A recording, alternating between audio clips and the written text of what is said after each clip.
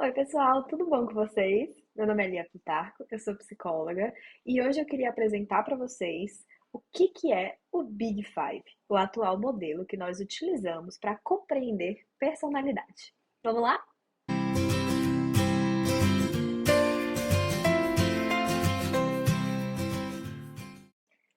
Bom, pessoal, já tem um outro vídeo aqui no canal que eu falei um pouquinho para vocês sobre o que é personalidade, que é basicamente o nosso jeito de ser, as características que nós temos.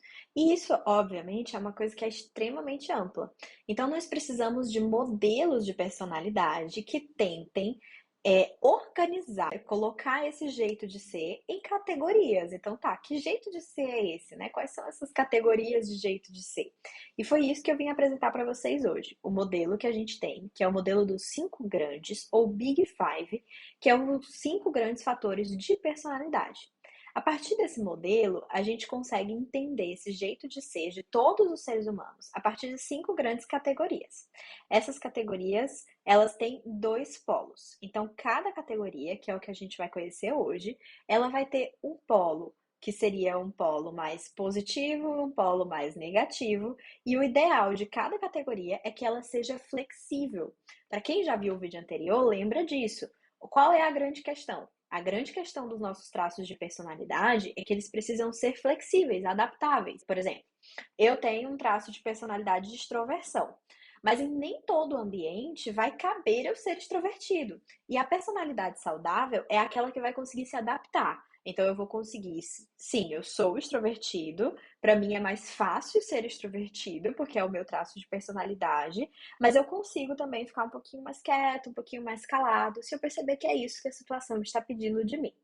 Então, para a gente se organizar melhor nesse vídeo, eu vou primeiro mostrar para vocês qual é cada um dos polos das categorias e conversar um pouquinho sobre cada uma delas. Então, a gente vai dividir esse vídeo em 5 momentos. Primeiro momento e primeiro traço aí seria o traço de extroversão e introversão.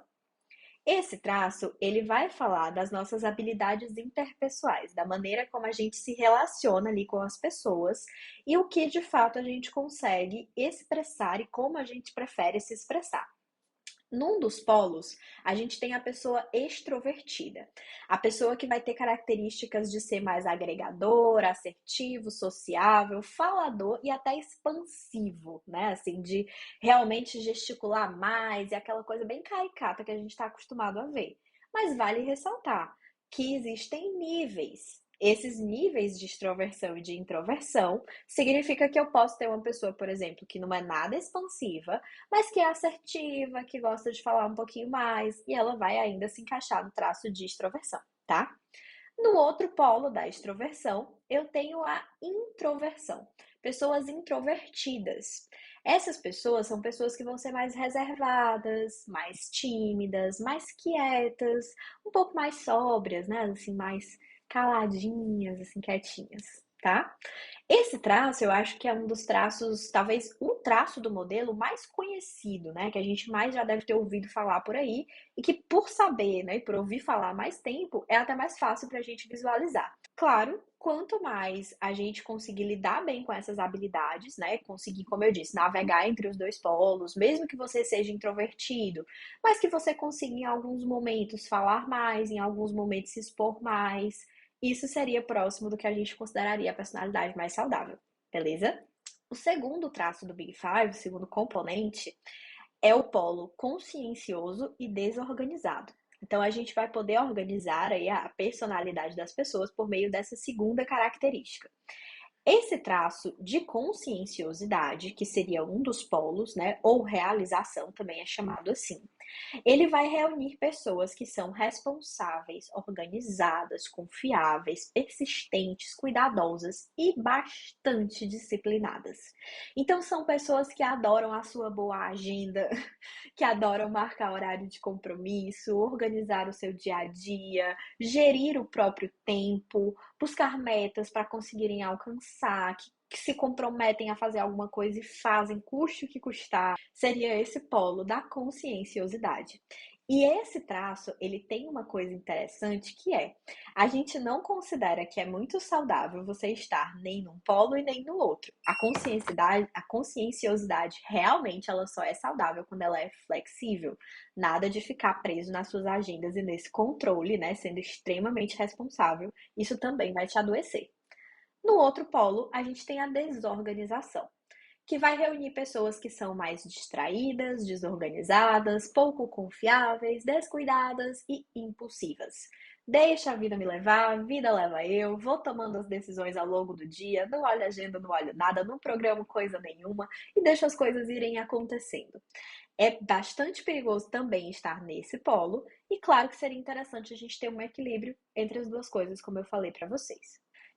A realização e a conscienciosidade, eles estão ligados não mais tanto a essa questão social, mas àquilo que a gente vai conseguir alcançar, ao desempenho que a gente vai ter nas nossas atividades, né, da vida, das coisas que a gente vai conquistar.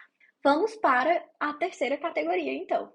Ela vai ter o polo de abertura à experiência e o polo de convencionalidade. Então, a outra característica que define muito bem o nosso jeito de ser é se nós somos pessoas que estão abertas a novas experiências ou pessoas mais convencionais, que gostam mais ali da rotina, da mesmice do dia a dia. No polo de abertura para a experiência, nós vamos ter pessoas que gostam mais, ou que são mais, né, criativas, curiosas, sensíveis a artes e às coisas novas que acabam conhecendo, independentes e imaginativas. Então, são pessoas que, de um modo geral, gostam de fazer coisas novas, de conhecer coisas novas, de buscar esse contato com a arte, contato com coisas da história, coisas relacionadas ao mundo de um modo geral, assim. Então, elas são abertas a essa experiência do mundo, né? Eu quero conhecer, eu quero saber como é que o mundo é. E isso, obviamente, está bem ligado a traços de criatividade e imaginação. Do outro lado, nós temos pessoas que são mais convencionais, são mais práticas, gostam mais das coisas como são, da rotina, do dia a dia, sem tanta criatividade, sem tanta mobilização, que gostam mais ali das coisas que são familiares, convencionais, pessoas de fato mais conservadoras. Seriam pessoas desse outro polo, certo? E aí a gente pode trabalhar em várias características para conseguir também aí um equilíbrio, né? Para nem que as pessoas sejam abertas a experiências demais, o que talvez dificulte para elas terem uma rotina, terem horários, que são coisas saudáveis para a gente, e nem as pessoas serem convencionais demais e também não quererem aproveitar e descobrir tanta coisa que o mundo legal tem para oferecer, tá? O quarto grande fator, né, de personalidade que a gente tem, ele vai ter o polo de socialização e amabilidade e o polo antagonista. Então vamos entender o que que é isso. Esse polo, ele vai falar, ele é bem parecido com o de extroversão. Ele fala da maneira que a gente se relaciona com as outras pessoas. Mas nesse caso aqui, a gente vai falar de características que a gente tem que tornam a gente mais amáveis. Porque a extroversão e a introversão, ele fala apenas da forma de apresentar isso. Vamos supor que você seja uma pessoa extremamente amável, mas você é super quietinho, super tímido. Então, a forma de você apresentar essa tua amabilidade, ela vai ser mais quietinha, mas quando a pessoa for falar com você, você ali na sua, né, na sua timidez, a pessoa vai notar que você é gentil, que você é cortês, ela vai perceber que você é solidário, cooperativo, mesmo você sendo tímido, ela consegue perceber essas características. Enquanto a pessoa é extrovertida, a mesma coisa. Não é porque ela é extrovertida e ela é falante e essa coisa toda, né? Que ela necessariamente é gentil e cortês. Não, ela pode ser extremamente hostil e ser extremamente extrovertida, né? Então, é uma pessoa que tá ali o tempo todo falando, super aberta para as outras pessoas, né? No sentido da extroversão, mas que é super crítica, que é confrontadora, que tem uma personalidade super difícil e super hostil.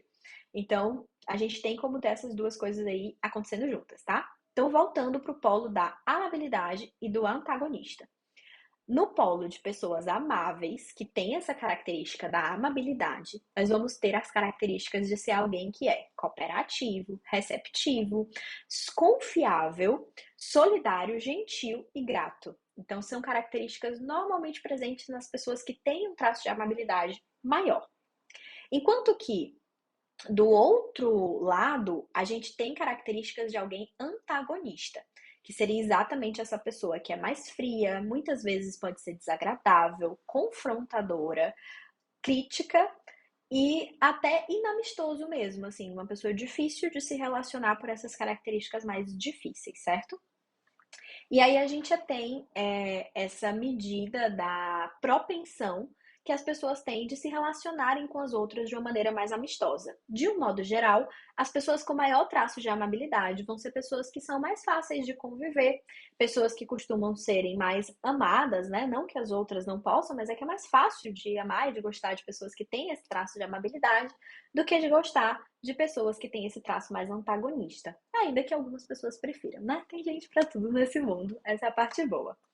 Mas é interessante a gente trabalhar nessas características para que a gente consiga mais uma vez a flexibilidade, que a gente consiga talvez ser críticos em momentos que a gente tem que ser crítico, né? E até ser desagradável em momentos que a gente precise disso também, para não ficar só na amabilidade, né? Não dá para ser gentil, cortês e bonzinho o tempo inteiro, até cansa, mas que a gente também consiga flexibilizar isso, né? Então conseguir navegar nos dois polos de uma forma bem saudável, ok? O último grande fator de personalidade que a gente usa para descrever esse jeito de ser de todas as pessoas por meio do modelo do Big Five é o traço de estabilidade emocional ou neuroticismo e instabilidade emocional. Então, dentro desse polo do neuroticismo, a gente vai ter a instabilidade num polo, a estabilidade no outro. A estabilidade emocional vai falar de pessoas que têm a característica de lidar com o estresse de uma maneira que elas sejam mais calmas, mais autoconfiantes, mais seguras, mais estáveis. Então, são pessoas que você não vai ver alterações emocionais muito intensas, né? A pessoa vai conseguir regular bem as emoções, ali lidar um pouco melhor com essas situações difíceis, né? E no outro polo, a gente tem o polo de instabilidade. São pessoas que, de fato, com o estresse, com situações difíceis, elas vão ficar muito nervosas, ansiosas, deprimidas, inseguras, tensas. E aí a gente teria aí quadros de desregulação emocional, de dificuldade de adaptação para uma série de questões, certo? Então, gente, até para não deixar esse vídeo tão longo, a ideia desse vídeo específico era apresentar para vocês o que é o Big Five. O Big Five ele é um modelo para explicar o nosso jeito de ser a partir dessas 5 grandes dimensões. Essas 5 grandes dimensões que tem esses 5 polos que eu falei, cada uma das dimensões, né, tem sempre 2 polos opostos, onde a gente tem características principais de cada polo.